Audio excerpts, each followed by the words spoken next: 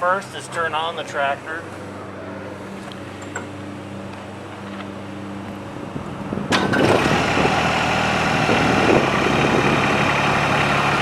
Alright, so some of the first steps that we're going to want to do is you're actually going to want to take off your transport pins and buckles.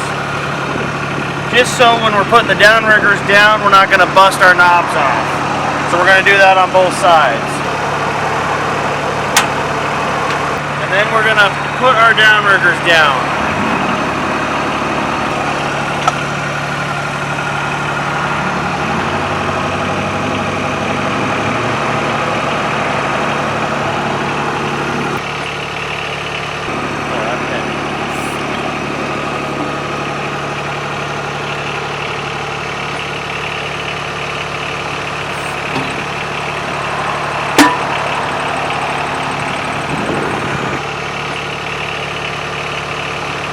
Alright, so the goal here is to take the pressure off these pins. This pin here, this is what holds the backhoe in, and then you can see where it's cradled right here with that pin right there. So the goal is to just get enough pressure off this by putting all this down to pick up. We'll pull those pins to be able to pull the backhoe right off.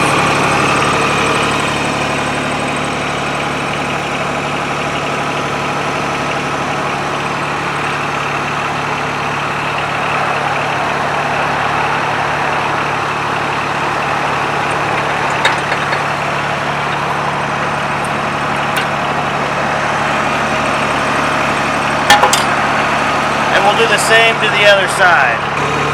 Pressure's off, you can see how that wiggles, and it just slides right out.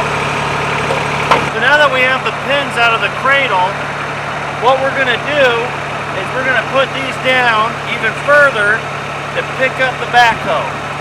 So it comes out of the cradle right here. Okay, you can see where that's right here. Now we can actually just drive forward a little bit.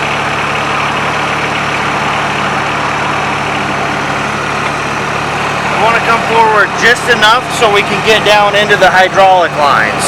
So you see the hydraulic lines right here? We just want enough room back here to kind of come forward so we can work back there. So something like that right there. Okay.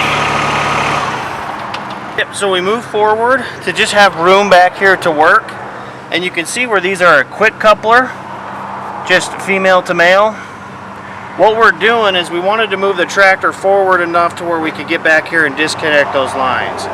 It's very important to know you want the tractor off so there's not pressure through those lines. So it's also important to note that once you're fully disconnected, when you take the connection from the backhoe to the tractor, you have a female end here and a male end here. You'll want to complete the loop, so you'll connect the male end to the female end of the tractor to connect the loop for the hydraulics, so you don't deadhead your pumps. Now we're hooked up, we have our hydraulic lines hooked back up. Let your hydraulics do all the work. So what we're going to do now is we're going to back up the tractor even further so we can cradle this right back into here and reconnect this here so we can hook up the pin to lock them in.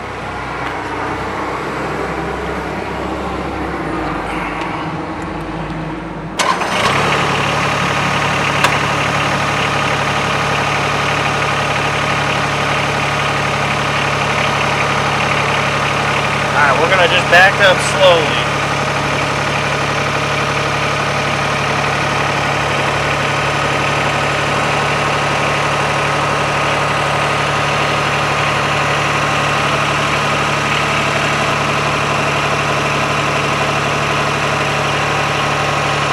Okay.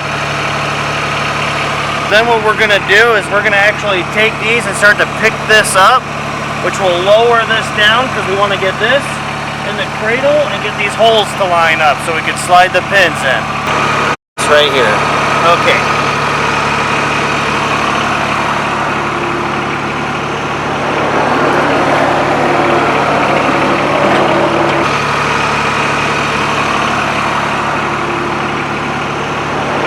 Now that we have that cradled, what we're going to want to do is just make sure that that lines up so my pins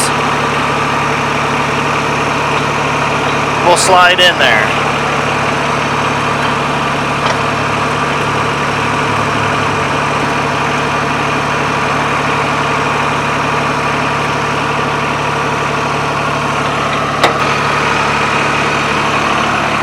Then you'll put this pin back in there. And that side is locked in, and now we'll do the same to the other side.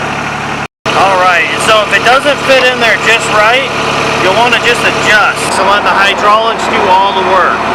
And essentially what I'm doing is I'm playing with your downrigger here, and I'm playing with the boom.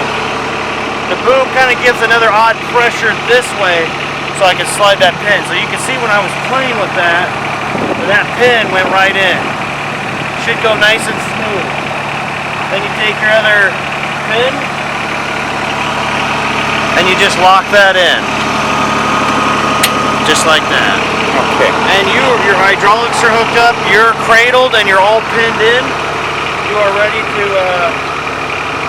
pick everything back up.